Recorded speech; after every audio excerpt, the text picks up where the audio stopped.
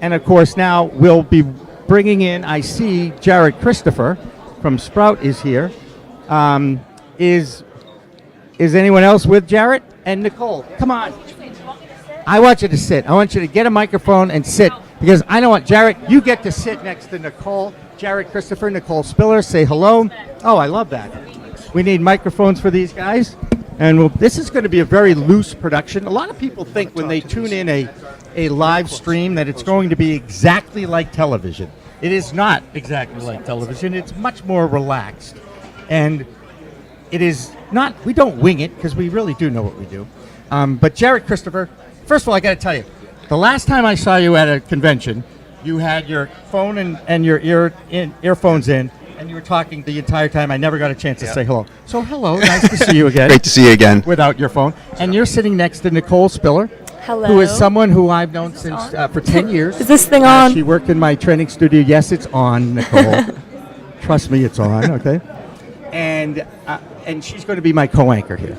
So first of all, I'm going to ask you about Sprout. Because when I first met you, I had no idea what it was. Now I know what it is.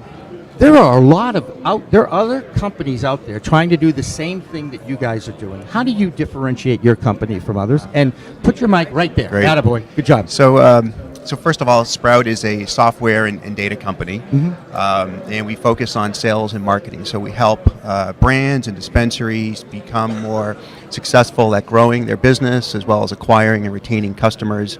We have a loyalty application, but the main way that we're different than a lot of our competitors is that we're a true all-in-one platform. So Sprout is not a startup. Sprout has been around actually for 12 years. Wow, that's like adolescence in the weed business, right? I mean, 12 years. I mean, you're almost teenagers. Yeah, so the technology platform, we've invested millions of dollars and many man hours in terms of writing code. And the software is deployed throughout the country in other retail operations outside of cannabis. So when we got started, we kind of fell into this by accident.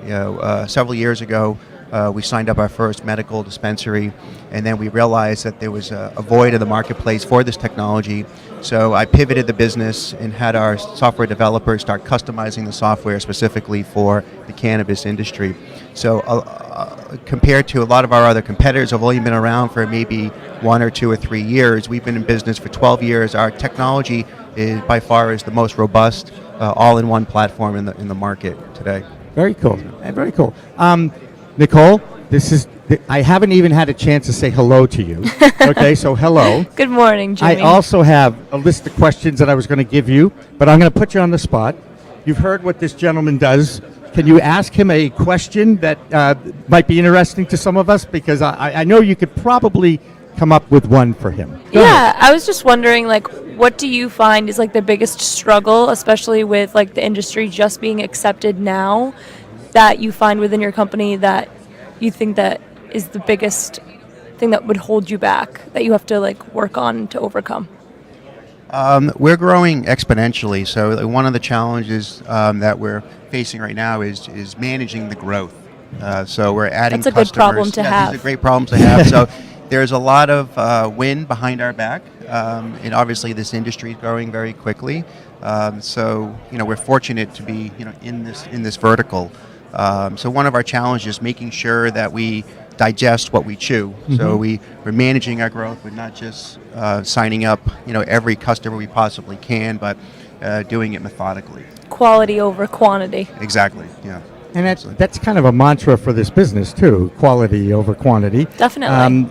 Because everybody thinks they're growing the best stuff and have the best stuff, and this is and what's going to work for you or work for this guy, it's going to be different than what works for me or somebody else. It's one of the most. There's no other industry that I can think of that's a comparable for this anywhere. You agree? Agreed. Yeah. I mean, now I wrote a blog a couple of months ago about what if it was alcohol that was prohibited in 1937 and prohibition continued then, and all of a sudden in 2016 the voters voted in alcohol as legal. Wouldn't we be going through a very similar process? In fact, a more challenging process, I think, in explaining the benefits of alcohol, the uses of alcohol, what is good about it, what isn't good about it. I mean, am I wrong? No, you're absolutely right. Although I do think the cannabis industry is very unique compared to, say, alcohol or tobacco, one of the other vice industries. The fact Adult that they're- use. Adult use. Adult Yeah, use sorry, industry. stand corrected. Yeah, they're not corrected. Just helping you out here, Jared. But because there's a medical component to this industry, Yeah. right? So they're truly supplying medicine to patients as well as products for adult use. And now we're seeing health and wellness emerge, with the Farm Bill passing and companies starting to, sell hemp and CBD both online and in retail, not just here in the States, but internationally. This industry has got much more growth opportunities than an industry like tobacco or alcohol. Two other industries that have been around for quite a while and have done quite well, but you can die from alcohol, you can die from too much tobacco. Yeah, there's definitely more cons to the alcohol right. than Exactly right. There are more pros going for the cannabis world than there is on the Definitely. others, and that's got to be heartening too. Are you still getting similar to what Nicole asked you? When people ask you, what business you're in, you say you have a cannabis. You're involved with the cannabis industry. Yes, yeah. So now I openly, I'm proud. It's more of a badge today. Nice. Badge of honor. I love that. Good. It should be. We all should be, and that's the whole point, by the way, of this network I just formulated here over the last few months, because we want to hear the stories from people in the industry, people that are in the trenches and are fighting the fight and debating and talking to people, because I will tell you there's very few things in our world that aren't. This is one of the most controversial. Everybody has an opinion about it. Some are more educated about it than others, especially now with the amount of science and research that's being done. We're getting into the new normal. I know that Massachusetts has social clubs on the agenda, trying to figure out what might be a good idea for a social club. Whether there'll be open smoking or vaping or sales of it, or do you have any? I mean, after sitting with Steve Hoffman and going to a couple of these public forums, listening to people talk about their ideas, I'm really glad I'm not on the making these decisions, because I'm not quite sure what will happen. What do you think might happen in Massachusetts with social clubs? By the way, this is your opinion. It does not reflect the management of Sprout Corporation. Okay, how'd I do? I think for a while they're going to keep alcohol separate from good idea.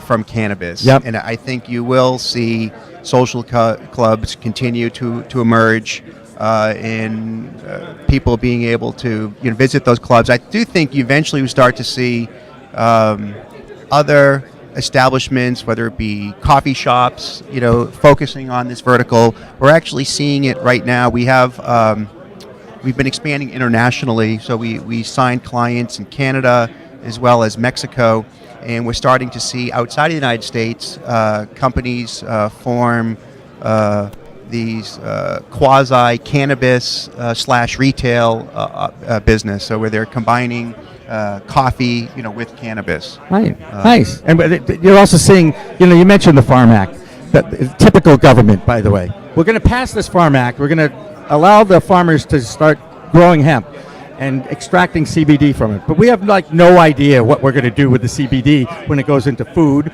or into liquids or anything for us to drink, because nobody seems to know about this product because it's still in its infancy.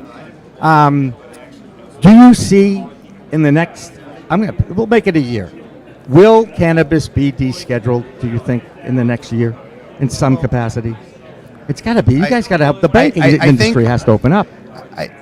So I think the banking industry will start to open up and allow people to deposit their funds. But I do think that THC, separate from THC, from CBD, is a psychotropic, right. And that is not going to get descheduled. That is something that the United Nations will ultimately, control. It does alter your state of mind. So it's something that will still be a controlled substance. Yep. But obviously the CBDs in certain quantities,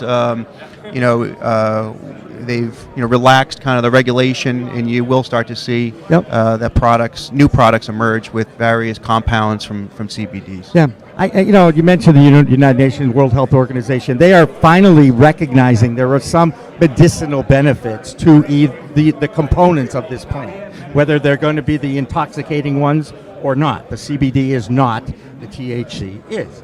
So, and then you've got the whole medical debate about how much THC is necessary to activate the CBD, and we know that hemp is 0.3% under.